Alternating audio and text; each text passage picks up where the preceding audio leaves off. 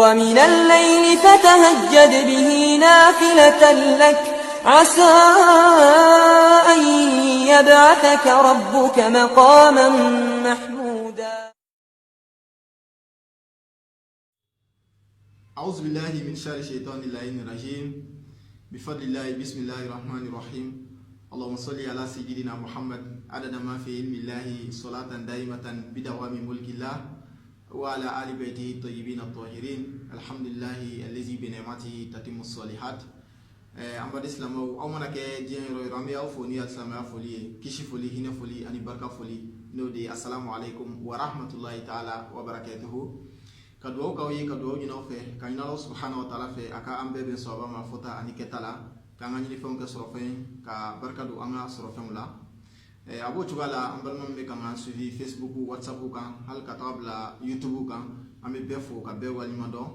o ka partage la mo ko sombo wala fona bisika na fansoro ni video na alhamdulillah folini wali mado temeni ko fe ka ben bima le 29 février 2020 no bebe rajaba kalo tele durunama ni obebe anga sigi wolonflanama no épisode 7 anga la ni ka baroke mi kambi ode choufe selier solatul layl la prière nocturne donc ama baroke na bori ode kan au sein fait choufe seli aller bateau dans les bateaux mini anafan ka bon kusebe baraji babala ale fana ka bonye o be wolo ka bo seli farda le kono parce que seli farda be balon ale te fendo ni islamaya la ali mom de islamaya lu balo ka foko islamaya la koni seli ale josimbai na kela ke twala na kela ka nyekoni seli wasala bonye la ka foko kiamasini fen folo metala je o de seli ina fa na hadisa la ka chianye ma ka foko fen folo be laje adamade ka barala ke masino de sili ni sili nyina barato be laje ni sili mani barato te laje donc choufa seli ale ka bonye be wolo ka bo farda seli re de kono ala ka choufa seli no ganini aw be laje ni choufa seli ata bonya ko son Allah subhanahu wa ta'ala ya ni kira fa kosebe donc ke ba do re aida ko choufa seli awma sunay mais choufa seli ni wajibi de kirama Allah subhanahu wa ta'ala ni a wajibi yakam utanga la ni mi o choufa seli bonya de donc c'est Allah subhanahu wa ta'ala bi kantu akakirama ba'da a'udhu billahi minash shaitanir rajim aqu wa minal layli fatahajjat bihi nafilatan lak asa an yab'athaka rabbuka makaman mahmuda. Allah subhanahu wa ta'ala ko kirama ako kira kana shubbe ke sunola akana shubbe suno akawuli shufe ka siri ka alqur'ana kala mukoso asa an yab'athaka rabbuka makaman mahmuda muko sali Allah subhanahu wa ta'ala bina dofara kira ka joroka akambi ka joro bamdama no di akafsan da fen bela jeniye ko ben o benata joro rabbi sanfe nikira yi willa ka shufa sirke ka shunyina maya ali Allah subhanahu wa ta'ala bina dofara kira joroka abo to ba kirina o shufa silta gbali akoso abani na fe sura wala tuni no suratu muzammil ako ya ayyuhal muzammil kum al-layla illa qalila bali ni pay sil shufa silka bonyade Allah subhanahu wa ta'ala ba nyina kira fait toujours ko kira ka wuli choufe ka seli choufe seli fana ni ya jate mine choufe le benni nafla cellular parce que téléphone anga ko kacha baraw pe o ko Allah subhanahu wa ta'ala rebina fo kira la abna fo kira suratu muzammil kilina ko inna laka fi nahari sabhan tawila kira e ka ko kacha téléphone ibe la seluke ni waye jigila ga ibo lase ni mo na ni nyinga ko na ibo nyana bo do problème do be ibo nyana bo donc téléphone ko kacha donc chauffeur do be la faire doni donc e ki jija ka shu nyana ma ka nafla do seli abo to Allah subhanahu wa ta'ala fana bina mu'min bereberew ala ni salama ko luma ko doni o ka shu nyana ma liye wala ba fodi ako innal muttaqina fi jannatin wa uyun akhirina ma atahum rabbuhum innahum kanu qabla zalika muhsinin kanu qalila min al-layli ma yahjaun. Allah subhanahu wa ta'ala ko siga fo idala ko ala ni salam ba ulubna ta do aljina sukurata ne de kono akhizina ma atahum rabbuhum wa fana min ata min elke wa min ata sorolike Allah subhanahu wa ta'ala fe min doma son fe mamola wa min ata umne kadamuka innahum kanu qabla zalika muhsinin sabu kadaka o kun kera ka kun kiyamanye o kun baranyo ne kera jiyon konya o mi baranyuma kɛra o baranyuma la belebele dɔ ye jumɛn ye kɛnu qalila min al-layli ma yahja'un ko u ka sunɔgɔ de kun ka dɔgɔ su fɛ c'est à dire u ka su ɲɛnamaya de ka ca u kun bɛ nafulaw seli u kun bɛ kuranɛw kalan u kun bɛ zikiriw kɛ donc an ma ɲini Allah subhanahu wa ta'ala fɛ sufɛ seli ka nɔgɔya an bɛɛ lajɛlen ya rabbi ala m'o kɛra a kɔni ma nɔgɔ mais an ma ɲini Allah fɛ ni Allah subhanahu wa ta'ala ye fɛn fɛn nɔgɔya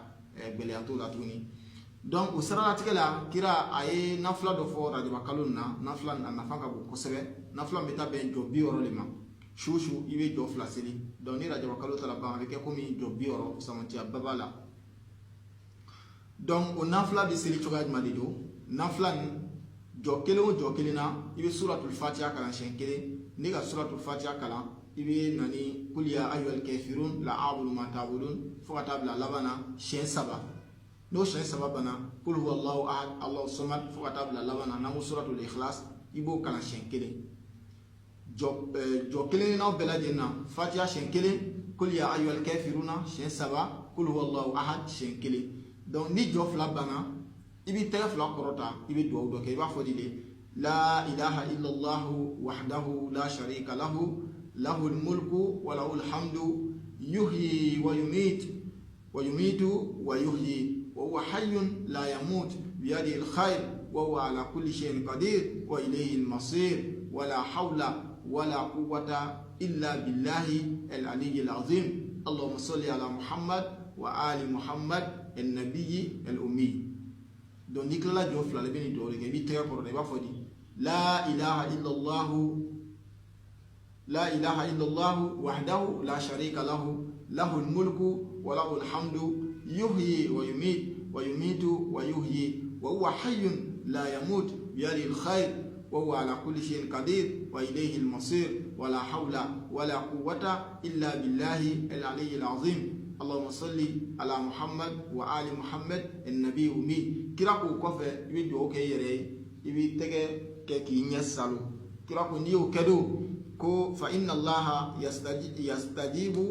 له دعاءه koni ko Allah subhanahu wa ta'ala bini ka do jabi wa yutihi thawaba 60 hijjatan wa 60 umra Allah subhanahu wa ta'ala fana aken ko kika do jabi mo mi no heji ke naka heji minena Allah subhanahu wa ta'ala bina o heji bioro baraji dima abo to ala mo ni umra ke ni umra minena umra bioro fana Allah subhanahu wa ta'ala bino baraji dima rajaba kalu banna iken ko kadi to bioro sili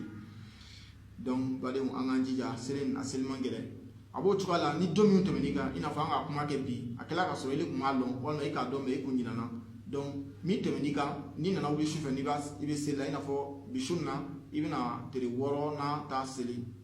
donc ibe ji ya tere duru mi temenika ibe utasara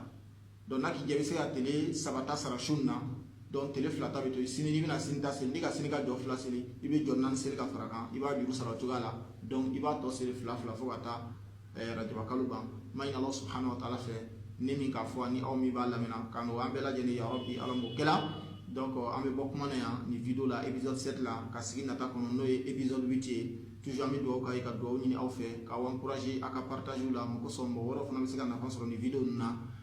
toujours aw balma kele do Yunus Sanwo mini ale sigi roben me ni watila liba Beirut haza wassalamu alaikum wa rahmatullahi ta'ala wa barakatuh